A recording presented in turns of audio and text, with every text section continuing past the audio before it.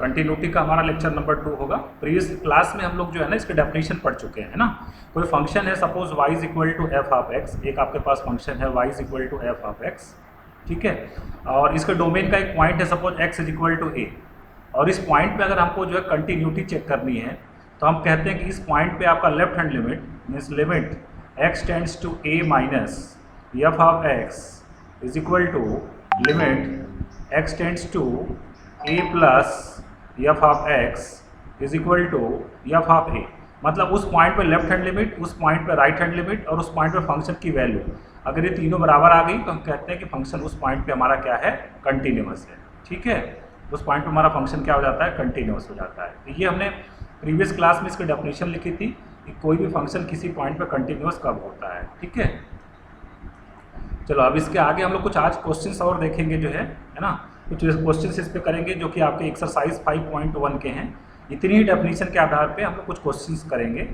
Exercise 5.1 का कुछ question मैं उठाता हूँ। जैसे हम बात करें, अगर एक क्वेश्चन है आपका क्वेश्चन नंबर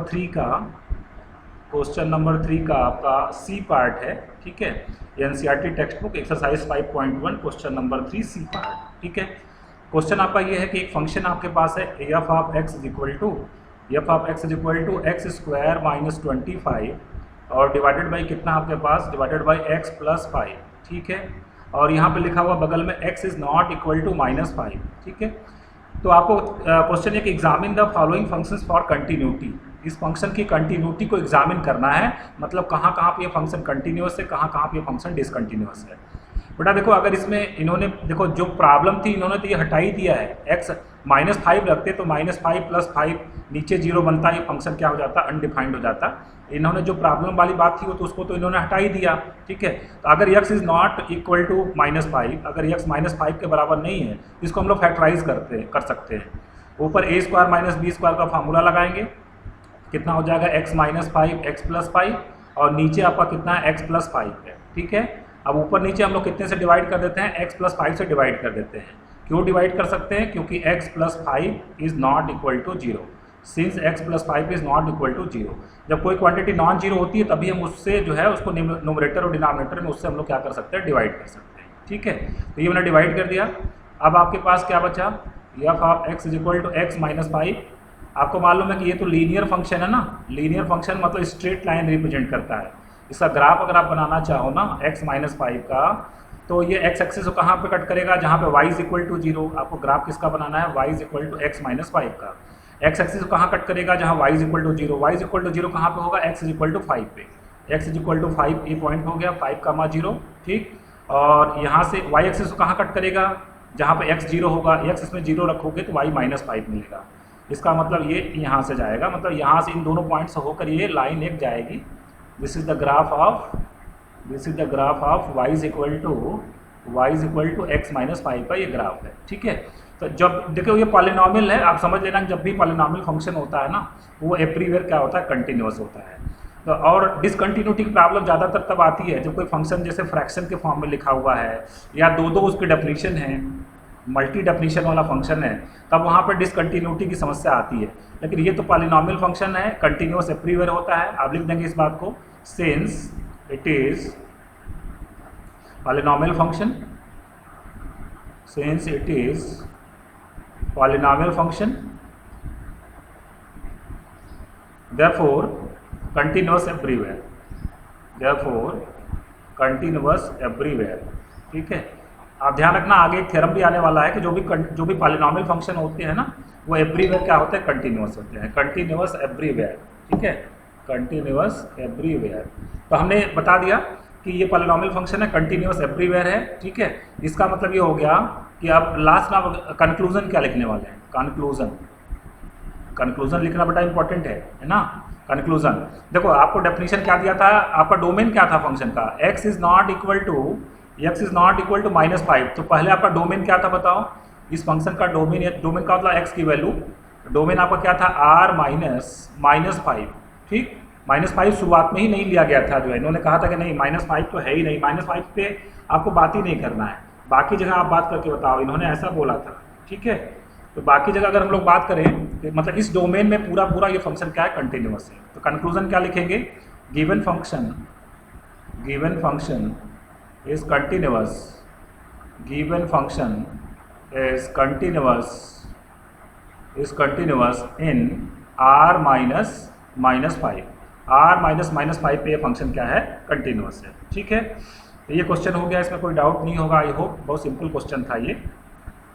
चलिए आगे हम लोग बात कर लेते हैं, नेक्स्ट क्वेश्चन की बात कर लेते हैं। जैसे एक क्वेश्चन मैं लेता हूँ यहाँ पे, क्वेश्चन नंबर 5, ठीक है, उसी एक्सरसाइज का है। एक्सरसाइज जो आपकी एनसीईआरटी की एक्सरसाइज है, एक्सरसाइज 5.1, क्वेश्चन नंबर है आपका 5। एक क्वेश्चन है कि is the function F defined by, एक फंक्शन है आपके पास एफ ऑफ एक्स, किस तरीके से डिफाइंड है, इसका डेफिनेशन है एक्स कब आएगा, if X is less than और equal to 1, if X is less than और इक्वल टू 1, ठीक है। और इसका दूसरा डेफिनेशन क्या है 5, ये कब लागू होगा, if x greater than 1, if x greater than 1।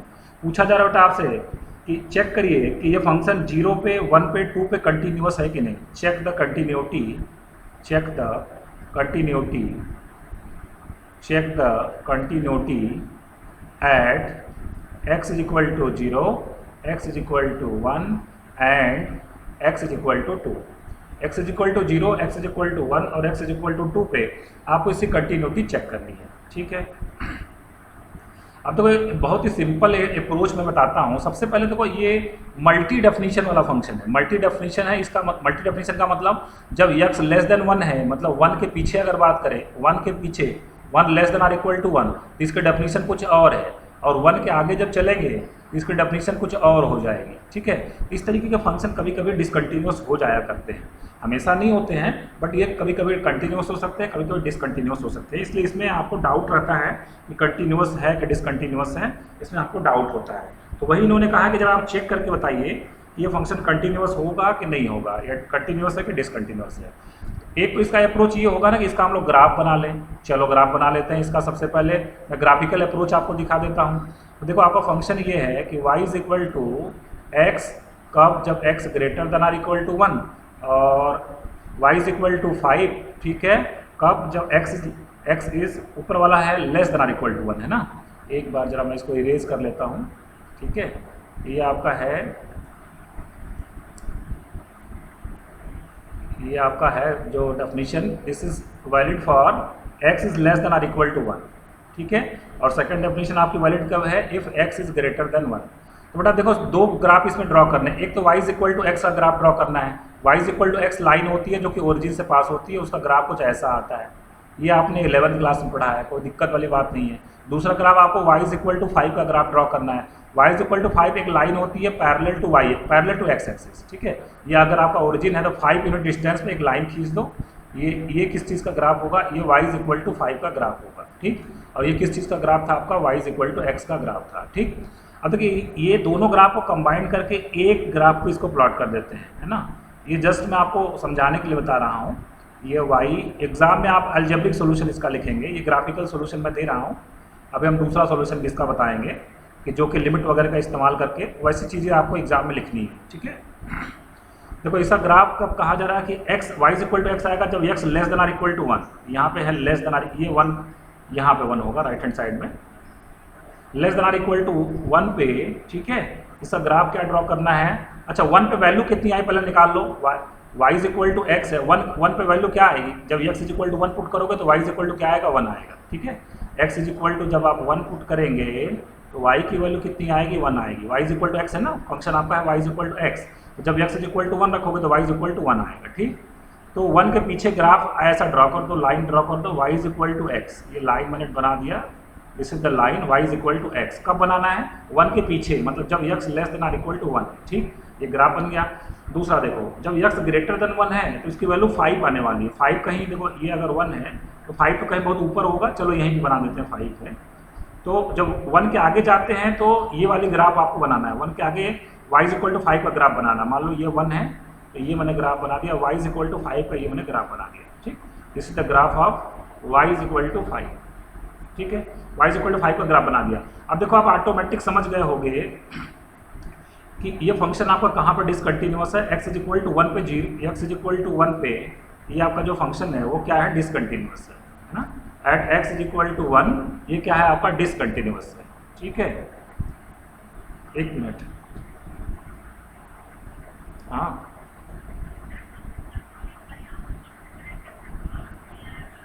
Check कर लेते हैं तो दोबारा जो है, सुबह तो नहीं आया था। चलो हाँ हाँ ठीक है ठीक है ठीक।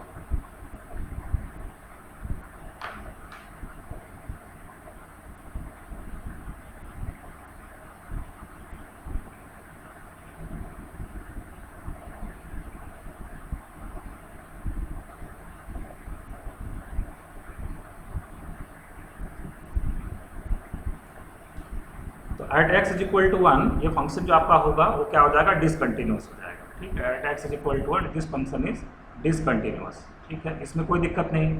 और किस पॉइंट पे पूछा गया था, 0 पे और पूछा गया था और 2 पे पूछा गया था। बेटा 0 पे देखो, 0 पे तो ग्राफ जो है कंटिन्यूस है, at x is equal to 0, at x is equal to 0 f of x is what, continuous. कोई दिक्कत वाली बात नहीं है, ये कंटिन्यूस है। और अगर हम लोग बात करें एक्स इज इक्वल टू, और कहाँ पे पूछा था, 2 पे पूछा था, at x is equal to 2, at x is equal to 2 कहीं यहाँ पे आएगा। 2 पे अगर ग्राफ अगर देखोगे ना तो 2 पे ग्राफ आपका क्या दिखेगा, कंटिन्यूस दिखेगा। At x is equal to 2 आपका जो एफ ऑफ एक्स है ये क्या होगा, कंटिन्यूस होगा। तो इसमें कोई दिक्कत वाली बात नहीं है यहाँ पे। ठीक है, कंटिन्यूस हो जाएगा। तो ये था आपका ग्राफिकल अप्रोच। अब इसी चीज़ को आपको एग्जाम में लिमिट का इस्तेमाल करके कैसे करोगे, चलो अब सेकेंड मेथड बता देता हूँ मैं इस चीज़ का। ठीक है, इस चीज़ का हम सेकेंड मेथड आपको बता देते हैं। सेकेंड मेथड, तो सेकेंड मेथड आपका ये है कि आपका पहले मैं फंक्शन एक बार फिर से लिख लेता हूँ कि y इज इक्वल टू क्या था, y is equal to x कब, जब x less than or equal to 1, x less than or equal to 1, और 5 कब, जब x इज ग्रेटर देन 1। ठीक है, तो देखो मुझे सबसे पहले चेक करना है continuity x is equal to 0 पे, at x is equal to 0। ठीक, x इज इक्वल टू 0 में पहले आप क्या निकालोगे, लेफ्ट हैंड लिमिट निकालोगे। चलो left hand at x is equal to 0, left hand limit हम लोग कैलकुलेट करेंगे। कैसे लिखोगे, सिंबल में limit x tends to 0 minus f of x, 0 पे चेक करना है 0 माइनस एफ ऑफ x लिखते हैं। ठीक, अब ये लिमिट किस में कन्वर्ट हो जाती है, लिमिट h टेंडिंग टू 0 और एफ ऑफ 0 माइनस h। ये कहाँ से आया, देखो मैंने प्रीवियस क्लास में आपको बताया था कि जब भी आपको मान लो 0 पर लेफ्ट हैंड लिमिट चेक करना है ना, तो पुट करना आपको, put x is equal to 0 minus h put करना है ना। 0 माइनस देखो इसके ऊपर लगाया तो 0 माइनस का होता है 0 माइनस एच। 0 पे हम लोग अप्रोच कर रहे हैं, किधर से अप्रोच कर रहे हैं, लेफ्ट से अप्रोच कर रहे हैं। ठीक है, तो suppose x is equal to मैंने थोड़ा सा 0 से कम पुट किया, 0 माइनस एच पुट किया, तो जब जैसे जैसे x 0 की तरफ अप्रोच करेगा, when x tending to 0 then h tending to 0। ठीक है, ये जो गैप मान लो अभी हम यहाँ पे हैं, तो अभी ये जो गैप है ना ये h का गैप है। ठीक है, जैसे जैसे ये आगे हम लोग बढ़ेंगे ना, और तो ये यहाँ बढ़ेंगे तो h और कम हो जाएगा, जैसे जैसे हम 0 की तरफ बढ़ते जाएंगे h भी 0 की तरफ बढ़ता जाएगा। तो इस बात को हम लिखते हैं when x tending to 0 then h tending to 0। देखो यहाँ पे जो x टेंडिंग टू 0 था वो कन्वर्ट हो गया h टेंडिंग टू 0 में, और x की जगह पे हम लोगों ने क्या पुट कर दिया, 0 माइनस एच पुट कर दिया। ठीक है, चलिए तो पुट करते हैं। तो 0 माइनस एच का मतलब क्या होगा, जो आप इनपुट दे रहे हैं फंक्शन को वो 0 से कम दे रहे हैं। 0 से कम दे रहे हैं तो कौन सी डेफिनेशन लागू होगी, देखो ये डेफिनेशन लागू तब होगी जब आप इनपुट 1 से कम दे रहे हो, और ये डेफिनेशन आपकी कब लागू होगी, जब आप इनपुट 1 से ज़्यादा दे रहे हैं। यहाँ पे इनपुट हम लोग 0 से कम दे रहे हैं, इसलिए फर्स्ट डेफिनेशन लागू होगी, मतलब y is equal to x. तो देखिए इस बात को हम लोग कैसे लिखेंगे, लिमिट h टेंडिंग टू 0। ठीक है, इनपुट हम कितना दे रहे हैं, माइनस एच। देखिए यहाँ पे हम लोग जो है हमारा फंक्शन इसके लिए क्या लागू होगा, f of x is equal to x, मतलब जैसा इनपुट देंगे वैसा आउटपुट आएगा। तो अभी हम इनपुट कितना दे रहे हैं, माइनस एच, आउटपुट कितना आएगा, माइनस एच। तो यहाँ पे हम क्या लिखने वाले हैं, माइनस एच लिखने वाले हैं। ठीक है, और जब एच टेंडिंग टू 0 होगा तो ये वैल्यू कितनी आ जाएगी, 0 आ जाएगी। यहाँ पे हम h is equal to 0 put कर देंगे, 0 हो जाएगा। तो ये हमारा लेफ्ट हैंड लिमिट हो गया। ठीक है, इसी तरीके से अगर हम लोग बात करें कि राइट हैंड लिमिट कैसे निकालेंगे, right hand limit at x is equal to 0। ठीक है, right hand limit at x is equal to 0 कैसे निकालेंगे राइट हैंड लिमिट, इसके लिए हम लोग लिखेंगे limit x tending to 0 plus f of x. ठीक है, उसके बाद ये किस में कन्वर्ट हो जाएगा, limit h tending to 0 f of, जहाँ पर एक्स है वहाँ पे कितना पुट करेंगे, 0 प्लस एच पुट करेंगे। ठीक है, जहाँ पे हमारे पास एक्स है वहाँ पे क्या पुट करेंगे, 0 प्लस एच पुट करेंगे। अब इनपुट हम 0 से ज़्यादा, 0 से थोड़ा ज़्यादा दे रहे हैं, 0 से थोड़ा ज़्यादा, देखते हैं कौन सी डेफिनेशन लागू होगी। देखिए ये फर्स्ट वाली डेफिनेशन तब लागू होगी जब इनपुट 1 से कम देंगे आप। ठीक है, इनपुट 1 से कम देंगे, ये इसके लिए, इस रीजन के लिए आपका फर्स्ट डेफिनेशन लागू होगा। अच्छा, अभी आप इनपुट क्या दे रहे हैं, 0 से थोड़ा ज़्यादा दे रहे हैं, यह चीज़ है very very small positive quantity, मतलब आप यहाँ पे हैं, तो यहाँ पे हैं तो आपकी फर्स्ट डेफिनेशन ही लगेगी आपकी। ठीक है, तो फर्स्ट डेफिनेशन क्या कहता है, जैसा इनपुट वैसा आउटपुट। फर्स्ट डेफिनेशन आपका क्या कहता है, जैसा इनपुट वैसा आउटपुट, इनपुट x देंगे तो आउटपुट भी कितना आएगा, x आएगा। यहाँ पे इनपुट हम लोग कितना दे रहे हैं, f of h, input h दे रहा है तो आउटपुट कितना आएगा, h आएगा। तो यहाँ पे अगर हम लोग लिखें इस बात को तो क्या हो जाएगा, लिमिट h टेंडिंग टू 0, यहाँ पे क्या बन जाएगा, 0 बन जाएगा। ठीक है, मतलब सॉरी यहाँ पे हम लोग हाँ 0 plus f of 0 plus h मतलब f ऑफ h का मतलब कितना आएगा, सॉरी f ऑफ h पे हमारा कितना आ जाएगा, h आ जाएगा। ठीक है, यहाँ पे 0 नहीं आएगा, f ऑफ h कितना आ जाएगा, h आ जाएगा। और इसके बाद हम लोग h is equal to 0 put करेंगे तो 0 बन जाएगा। तो लेफ्ट हैंड लिमिट 0 आ गई, राइट हैंड लिमिट 0 आ गई। अब हम लोग x इज इक्वल टू 0 पर फंक्शन की वैल्यू निकालेंगे, f ऑफ 0। आइए देखते हैं f ऑफ 0 कितना आएगा। तो f ऑफ 0 भी फर्स्ट डेफिनेशन से ही निकलेगा आपका। तो फर्स्ट डेफिनेशन क्या थी आपकी, f of x is equal to x, तो f ऑफ 0 कितना आएगा, 0 ही तो आएगा। तो आपने ये देखा कि अगर हम लोग बात करें कि यहाँ से हम लोग कंक्लूजन लिखने वाले हैं। अब यहाँ से हम लोग कंक्लूजन ये लिखेंगे कि जब हमारा x इज इक्वल टू 0 पे left hand limit, right hand limit और फंक्शन की वैल्यू तीनों बराबर है। इस बात को हम कैसे लिखेंगे, since limit x tending to 0 minus f of x is equal to limit x tending to 0 plus f of x is equal to f of 0, therefore f is continuous, therefore f is continuous at x is equal to 0। ठीक है, similarly बाकी जो 2 point है ना, इसी तरीके से आप बाकी 2 पॉइंट पे भी इसको क्या कर लेंगे, चेक कर लेंगे। अब क्वेश्चन नंबर 8 की बात करेंगे हम लोग। फाइंड, वही एक्सरसाइज है सेम, एक्सरसाइज 5.1। क्वेश्चन आपका find all points of discontinuity, find all points of discontinuity, find all points of discontinuity of f, comma, where f is defined by, where f is defined by, where f is defined by f of x is equal to, f of x is equal to mod of x divided by x, कब, if x is not equal to 0, और second definition आपकी है 0 if x is equal to 0। ठीक है, ये question आपका। देखिए इसमें क्या पूछा जा रहा है, find all points of discontinuity of f। इसका मतलब ये हुआ कि पूरे रियल नंबर पे आपको चेक करना है, इसका आपको पूरे रियल नंबर पे जो इसको चेक करना है और बताना कहाँ पे कंटिन्यूस है और कौन कौन से पॉइंट पे क्या है, डिसकंटिन्यूस है। तो सबसे पहले ना इसके डेफिनेशन को अच्छे से समझ, उसके डेफिनेशन में इसका सोल्यूशन छिपा हुआ। ठीक है, इसका डेफिनेशन क्या है, देखिए mod of x by x कब आएगा, जब x is not equal to 0। Not equal to 0 का मतलब क्या हुआ, अगर इनपुट आप जो दे रहे हैं, ये इनपुट जो दे रहे हैं, अगर आपने 0 से ज़्यादा दिया, अगर 0 से ज़्यादा दिया तो भी डेफिनेशन क्या लगेगी, mod of x by x. 0 से कम दिया तो भी डेफिनेशन क्या इस्तेमाल होगी, mod of x by x से इसका आंसर आएगा। लेकिन जब आप इनपुट 0 देंगे, है ना, सेकंड डेफिनेशन क्या है, जब इनपुट 0 देने वाले हैं तो आउटपुट उस समय क्या आने वाला है, 0 आने वाला है। ठीक है, जब इनपुट 0 देंगे तो आउटपुट क्या आएगा, 0 आएगा। बाकी 0 से ज़्यादा इनपुट देंगे तो mod of x by x वाली डेफिनेशन लागू होगी, और इनपुट अगर 0 से कम देंगे तो mod of x by x वाली डेफिनेशन वहाँ पे भी लागू होगी। ठीक है, अब देखिए अगर हम लोग बात करें अगर इसकी, तो यहाँ पर डेफिनेशन मतलब डाउटफुल पॉइंट कौन सा है, x इज इक्वल टू 0 आपका डाउटफुल पॉइंट है। या चाहे तो आप पहले एक बार फंक्शन को रीडिफाइन करिए, एक बार फंक्शन को हम लोग रीडिफाइन कर लेते हैं। ठीक है, रीडिफाइन कैसे करोगे, देखो मॉड x की डेफिनेशन आपको मालूम होनी चाहिए। मॉड ऑफ x की डेफिनेशन क्या है, ये x आता है कब, when x is greater than or equal to 0। ठीक है, when x is greater than or equal to 0, और ये माइनस x का आता है कब, जब x इज लेस देन 0। ठीक है, तो मैं क्या करता हूँ यहाँ पे हम लोग जो है ना इसको रीडिफाइन करने जा रहे हैं। तो यहाँ पे मैं 3 केसेस बना लेता हूँ कि जब x ग्रेटर देन 0 होगा, जब x इज इक्वल टू 0 होगा, जब x लेस देन 0 होगा। 3 बातें कर लेते हैं। ठीक, जब x इज इक्वल टू 0 होगा तो उसमें f ऑफ x की वैल्यू कितनी आएगी, 0 आएगी, ये तो बताया ही गया है। जब x पॉजिटिव है तो मॉड ऑफ x कितना आएगा, x आएगा, कोई दिक्कत वाली बात नहीं है। तो मॉड ऑफ x जब x आएगा तो x बाई एक्स कट के कितना हो जाएगा, 1 हो जाएगा। ठीक, उसमें इसकी डेफिनेशन क्या आएगी, 1 आएगी फंक्शन की डेफिनेशन। और जब x आपका नेगेटिव है तो उसमें मॉड x की वैल्यू कितनी आती है, -x। तो जब यहाँ पे -x बाई एक्स करोगे तो कितना आ जाएगा, -1 आ जाएगा। तो ये हमने फंक्शन को रीडिफाइन कर लिया।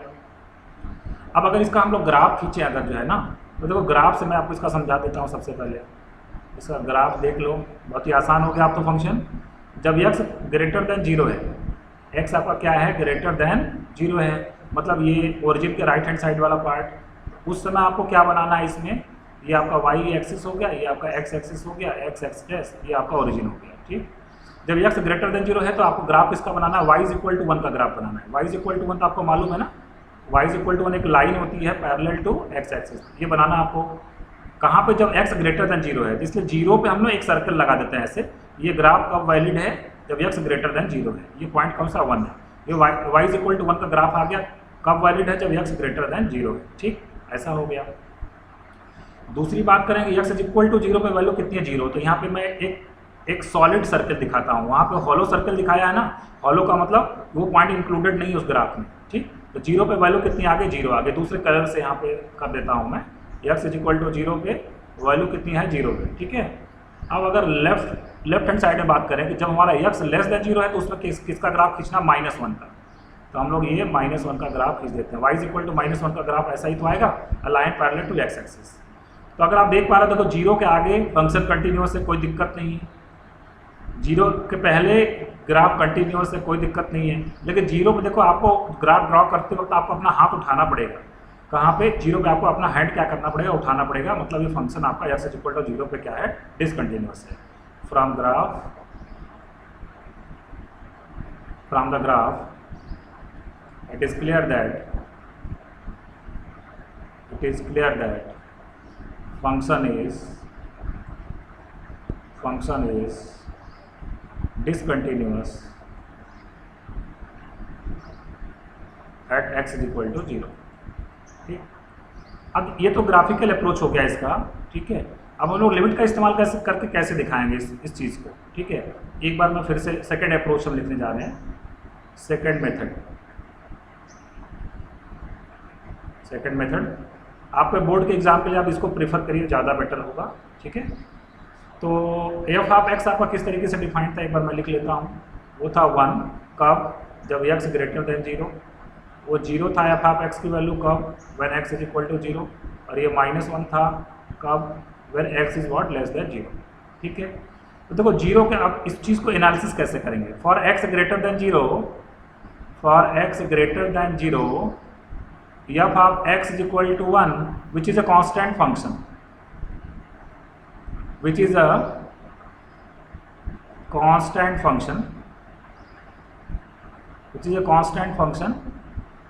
and hence continuous।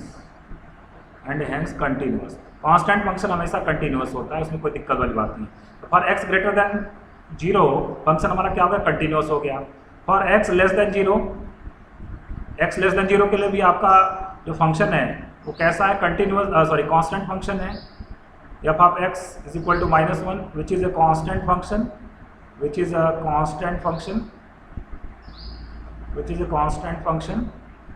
therefore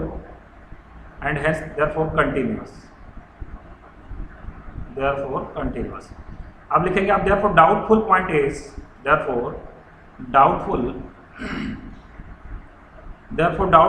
is x is equal to 0।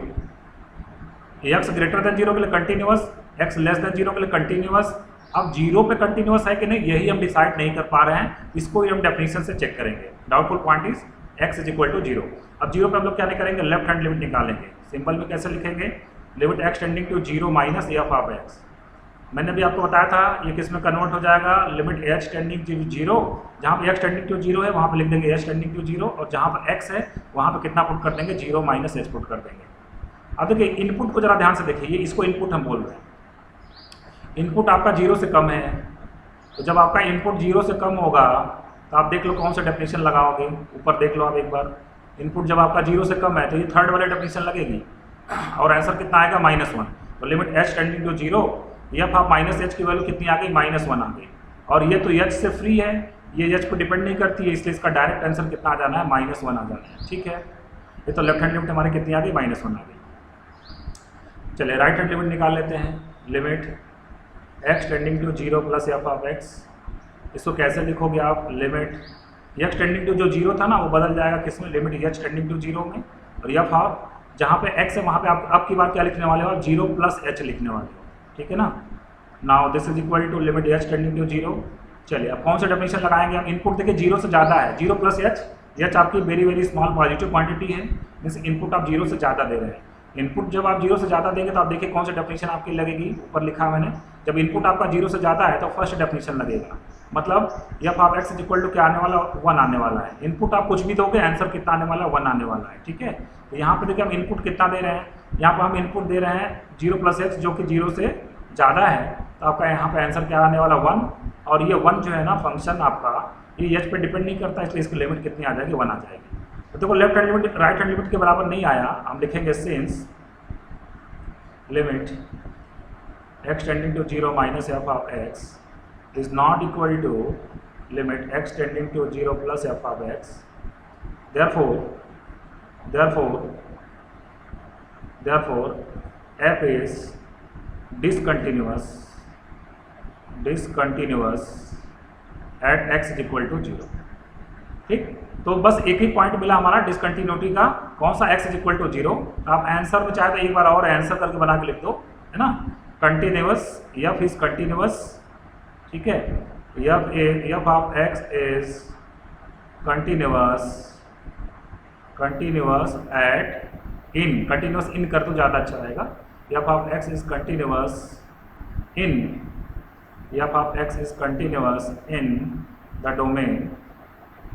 Domain, ठीक है, क्या r माइनस 0, पूरे रियल नंबर पे एक्सेप्ट क्या 0, ये हमारा क्या हो जाएगा, आंसर हो जाएगा, ठीक है। Now we will talk about the question number 17, ठीक है। क्वेश्चन नंबर 17 के बारे में बात करेंगे। सेम एक्सरसाइज आपका वही है 5.1, ठीक है, क्वेश्चन नंबर 17 है। चलिए एक बार क्वेश्चन को लिख लेते हैं पहले फटाफट। Find the relationship between a and b, थोड़ा सा नए टाइप का क्वेश्चन है। Find the relationship between a and b, find the relationship between A and B so that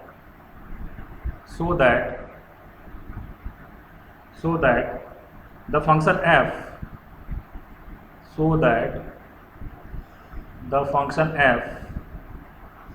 defined by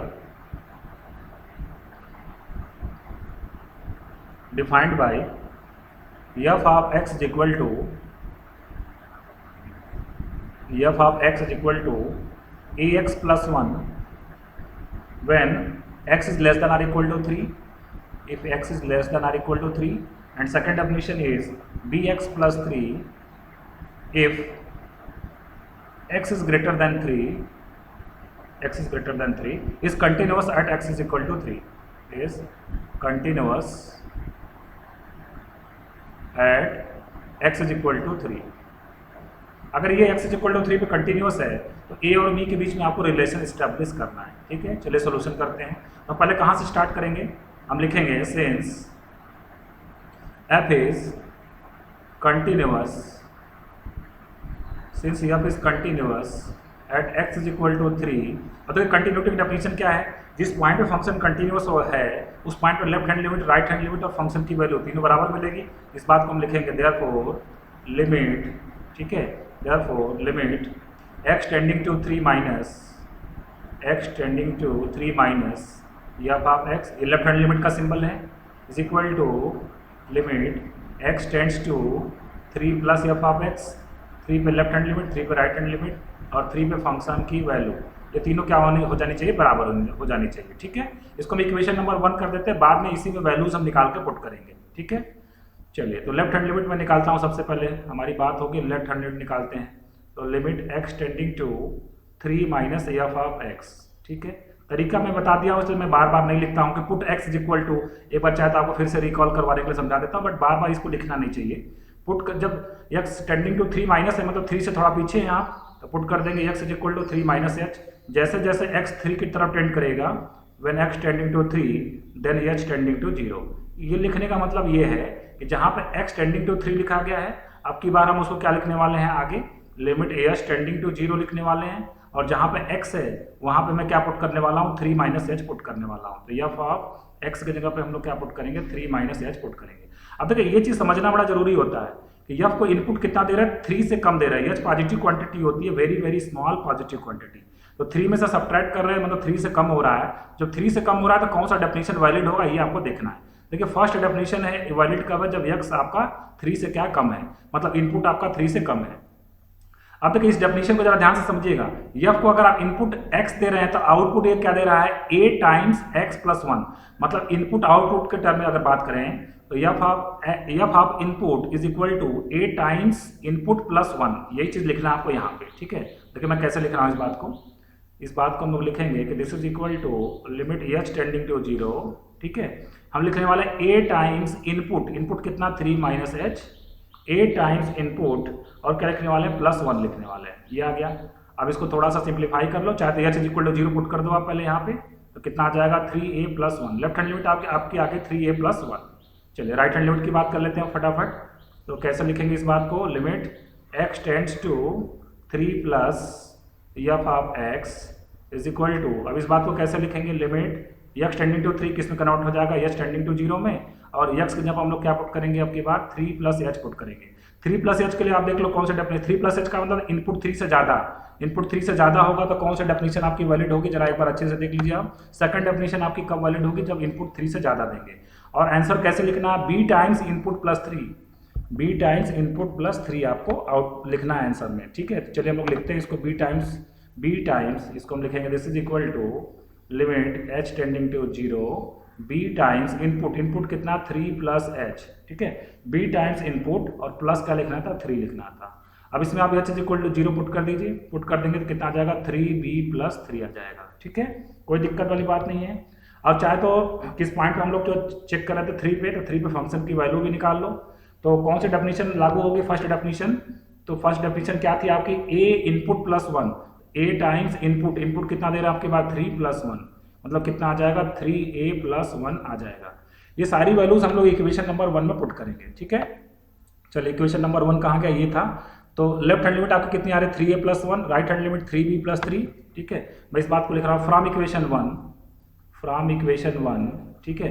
left hand limit कितना था 3a plus 1, right hand limit कितना आपका 3b plus 3, और फंक्शन की value भी आपकी कितनी है 3a प्लस 1 है, ठीक है। तो ये फर्स्ट और थर्ड वाली चीज़ तो एक जैसी है, इसलिए इससे आपको कुछ रिलेशन नहीं मिलेगा। रिलेशन आपको किससे मिलने वाला, फर्स्ट और सेकंड से आपको रिलेशन मिलेगा, ठीक है। तो देखिए a और b को आप इधर ले लो आप, तो कितना हो जाएगा 3a minus 3b is equal to, इधर 3 माइनस 1 कितना हो जाएगा 2 हो जाएगा। या आप इसको ऐसे भी लिख सकते हैं कि a minus b is equal to 2/3। यही हमारा रिलेशनशिप, उसने कहा था कि रिलेशनशिप स्टेब्लिश करिए a और b के बीच में, तो ये हमारा क्या होगा relationship between what a and b, ठीक है। तो यहाँ पे हम लोग आज का लेक्चर समाप्त कर रहे हैं जो है। अगर आपको ये लेक्चर पसंद आया हो तो एक लाइक का बटन दबाना नहीं भूलिएगा। अगर आपने मेरे चैनल को अभी तक सब्सक्राइब नहीं किया तो सब्सक्राइब जरूर कर लेंगे। Thank you very much.